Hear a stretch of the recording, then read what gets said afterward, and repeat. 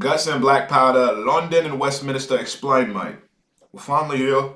It's been a long time coming. For this video, we're not necessarily gonna watch all of them back. Maybe another video, another lore video. We'll watch the remaining ones. But for right now, mates, we're just gonna be watching the London Explained. Because this is the one I wanted to watch. Like, this is the lore I've actually been really curious about. Is London. What's happening in London? Did they push them back? Did it fall? And where is Napoleon? Hello everyone, welcome back to another video, and today we're going to be talking about the new maps that everyone has been wanting me to cover, being the London and Westminster maps of Guts and Black Powder. So let's get into it.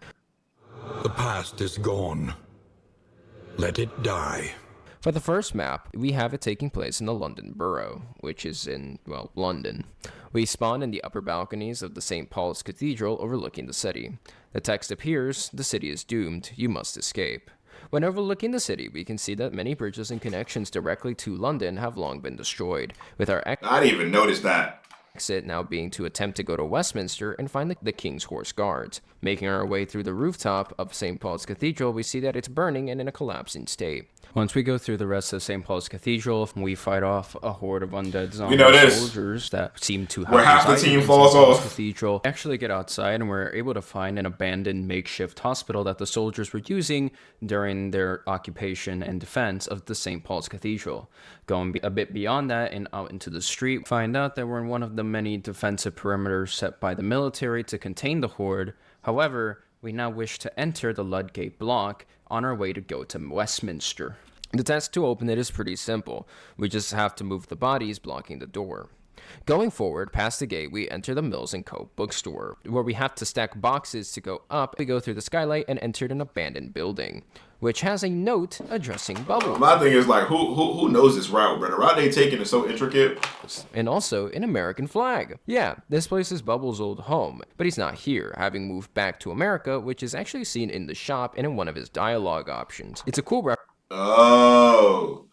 I don't even know. Is this who you come to when you always buy? I don't think so. reference to him, and I'm glad that we got something tying him to the world. But anyway, once we leave the building, we are stopped by a Scottish man who is in the British Army.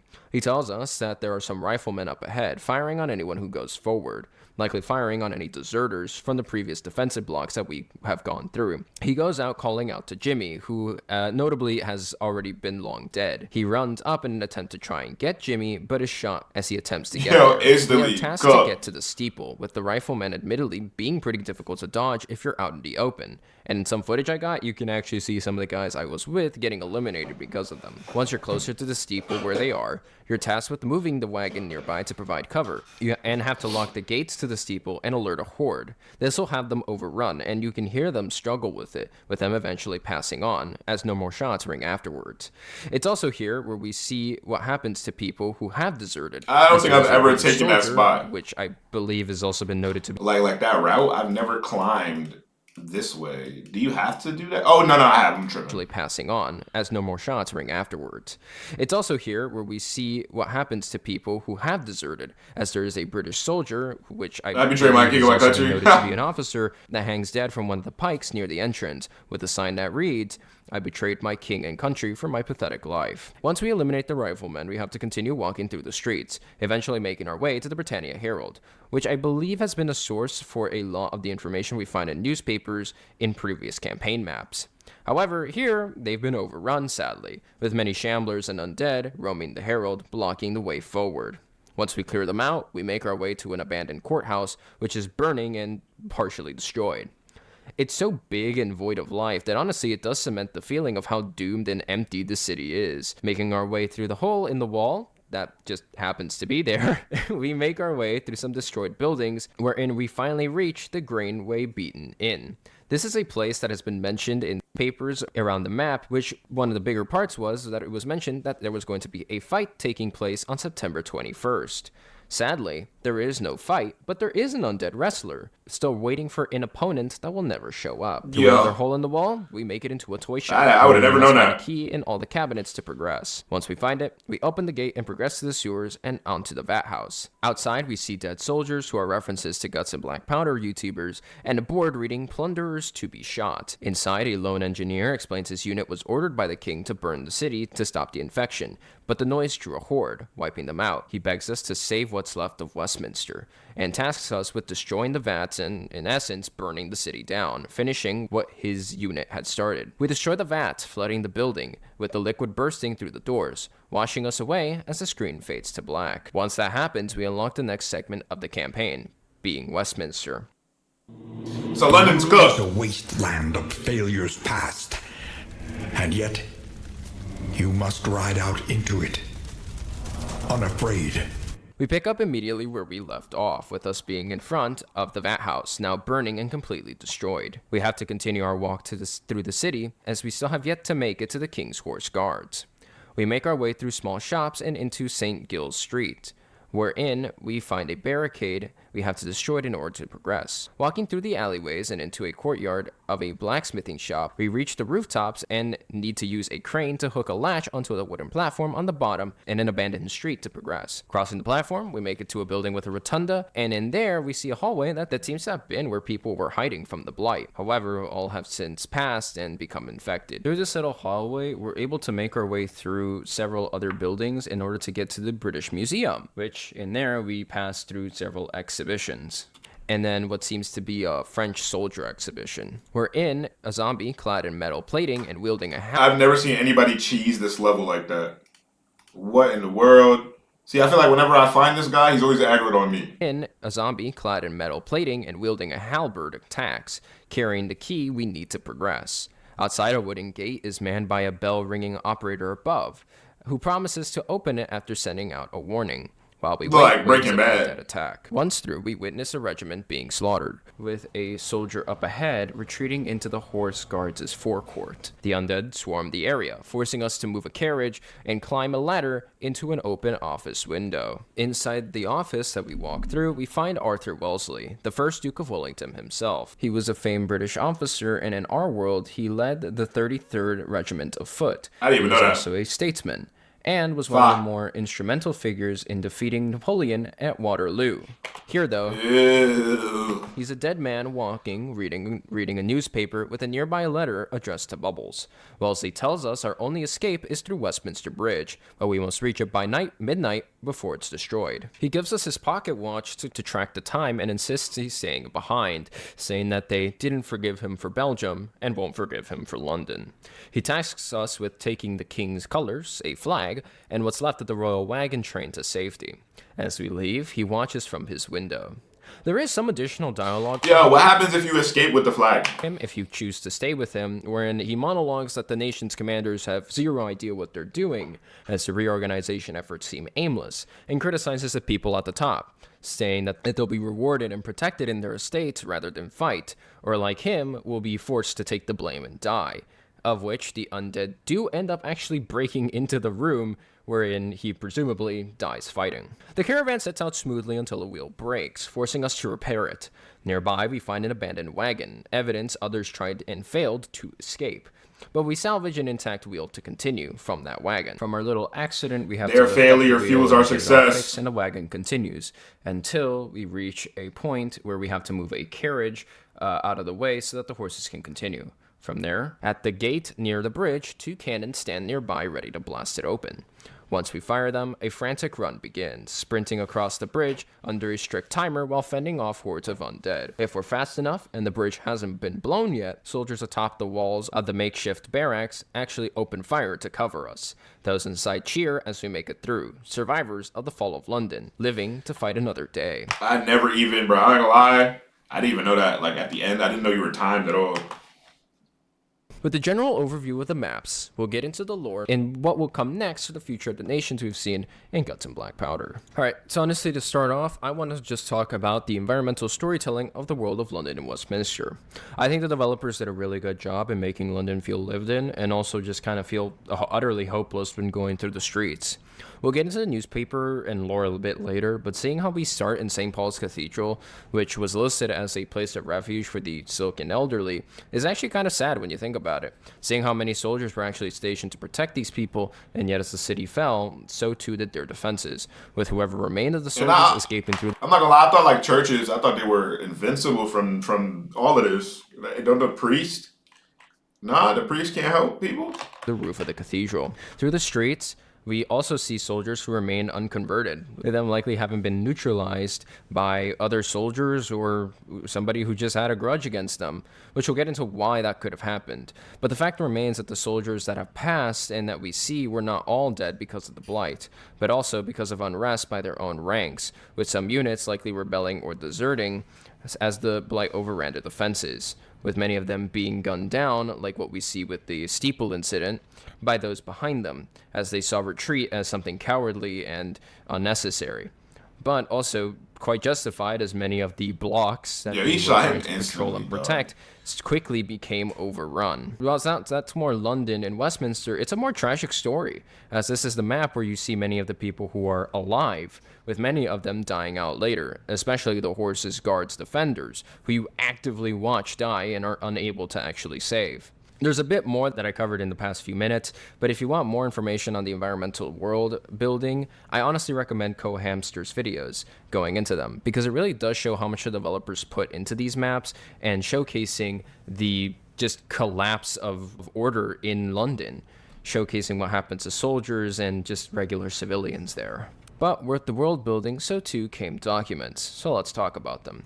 Now, just as a general premise, by the way, London and Westminster take place on September 10th and 11th. So everything that we're seeing from the documents that we are actually reading take place beforehand, with the first one being the Sandpiper Dispatch, being dated on September 2nd in 1815. It's the first dispatch that we read that notes that the undead outbreak began across London, with ports like Plymouth, Portsmouth, South Bend, Sunderland, and even Edinburgh reported cases of the Blight. The government declared martial law almost immediately and began fortifying as much as possible. Predictably, though, this began to spark chaos, riots, and unrest through major cities.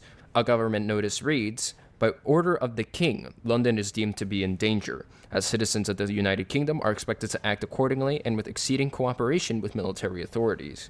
London's sick and elderly make for St. Paul's Cathedral." So the sick and elderly, and many more, were directed to safe zones, like St. Paul's Cathedral, our starting point, while orders were sent to able-bodied men to make to Woolwich Garrison and civilians to make it like a place you can fortify pretty well. Thames. All of this coincided with England's death march, which is what they labeled the article in the dispatch. This also followed mass fortification efforts and evacuations, and also coinciding with all of this, within like 9 days, the collapse of the stock market, as they state that people just didn't really want to be a part of the trading floor anymore, with England's economy effectively collapsing in on itself. The Crown Dispatch, which is another article we can read on in the Westminster map, continues this motion of England's economy, noting massive losses in international trade, but also it mentions a boom in the arms industry, with incredible highs in weapon stocks and even weapon sales, noting that so the military-industrial complex wins again. During an apocalypse, people are still trying to find ways to profit. Interestingly, kind of going on from the Crown Dispatch, the Vatican appears here too, with Pope Pius VII proclaiming that Rome remains a beacon of light that is still shining. Which makes sense. Claiming spirits are high and that those wishing to destroy the church have failed. It lines up with what we already know, as in Tyrolean Village, we know that the undead were halted at the Alps between the Helvetian Republic and the Kingdom of Italy. It would make sense, hence, that Rome would still remain safe. The Duke of Wellington is also mentioned in one of these articles, having ordered the horse guards to burn bodies, both the undead and those in cemeteries, to stop further rising. The paper closes by noting the king's plan to seize control of the press for the defense of London, which, knowing how that all went, it likely does explain the fate of outlets like the Britannia Herald, the Crown Dispatch, and the Sandpiper Dispatch, all of them being controlled now by the Crown. After martial law was declared, countless homes were repossessed by the Crown under the Homeland and Defense Act of 1814, with compensation to follow after the threat passes. Given the dispatch timeline being September 2nd, wherein we note that the outbreak has happened, and the London map noted to be September 10th, the government acted fast and ruthlessly. Resistance followed, as seen in one note that we see calling for the repeal of the 1814 Homeland and Defense Act. Nah, it's like I agree with both sides a little bit, but at the end of the day, it's the zombie apocalypse, bro. Things is a little different. Which showcases the effects that London has had ever since. Everybody got to contribute, bro. This is for all of humanity. Failing because of it. The letter that is written to Bubbles, which is heavily implied to have been written by Duke Wellesley, even reflects this, as he begs Bubbles to stay in London despite his goods being seized, claiming he can make their eyes turn like the rest, which implies a growing corruption and desperation within the military ranks, as they're running out of options and people to supply the war effort. He also mentions workshops running non-stop to make weapons, with contractors offering absurd amounts of pay to keep skilled gunsmiths and arms dealers like Bubbles from leaving. If the Duke's desperation was that bad, with talking with Bubbles at least, then think about all the other arms dealers and gunsmiths, with many of them likely fleeing, which is once again also stated in another article by the Crown's Dispatch, that many citizens, likely also arms dealers, having fled to nearby islands or across the Atlantic. All of this paints a clear picture. The British mainland is completely cooked, and even places like Sweden have also been mentioned as reportedly contracting the blight. There is a glimmer of hope, though. It's left ambiguous, but there's this like little slither of like text that says Paris retaken. You can kind of make it out in the Crown Dispatch. Question mark? But is that a question mark? It does imply that Napoleon Paris may have potentially been retaken by the French after the Napoleon, giving enough time to rebuild. Some notes even mention research for a cure, though the results. So that's probably like where Napoleon comes in and all this. Are vague and grim. The cure. They have reported that they have had results with blood, implying that maybe, just maybe, the disease aspect of the blight can have a medical cure, as it is a disease like the bubonic plague, where it just has a very high mortality rate. But the reanimation part, the undead part, is very much supernatural and beyond any medicine. So, yeah, sure, the mortality rate might go down, but the undead part definitely won't. As for the royal family, they're never seen, but if I had to guess, since Wellesley to be the only major figure left in London, and also Westminster, I'd guess the king and parliament escaped. Likely northwest, maybe to Oxford. If not, they moved north to Leeds or Liverpool. The royal family might even be stationed near a northern port like Liverpool, ready to flee to Canada if needed. Wellesley's comment that I mentioned beforehand about the commanders reorganizing to who knows where drives home the point that even the British leaders have no real plan of what they're going to do. They're just kind of moving around, hoping that they'll just survive the blight, it seems like. So there's a lot of growing hopelessness within these areas as many quarantine zones and military zones begin to be overrun, not just in London, but likely in other ports around England as well. This collapse could also be rather opportunistic for some colonies as well, kind of putting more salt on the wound for England, as some colonies may begin to demand more autonomy, especially Ireland, because the chaos, martial law, property seizures, and government failure could accelerate movements like the Catholic Emancipation, which was blocked by Charles III, who was alive during this time. And in addition to that, could also incite further rebellions, potentially for greater either autonomy or maybe full-blown independence of Ireland. Whether or not that will happen, though, is completely up to whatever will occur within the story's next few years that we could only likely read from documents. But ultimately, England's mainland, it seems that they are heavily struggling and are having a very hard time trying to actually do something. England is slowly falling politically, economically, and even morally as they are losing hope very gradually. So, yeah. I'm curious to see how future newspapers and maps will explore the consequences of all this.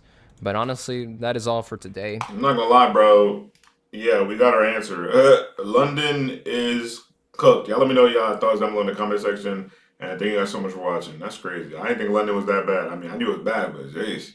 I'm honestly hoping that they have Napoleon, like we get to play as Napoleon and retake a city. That'd be pretty cool.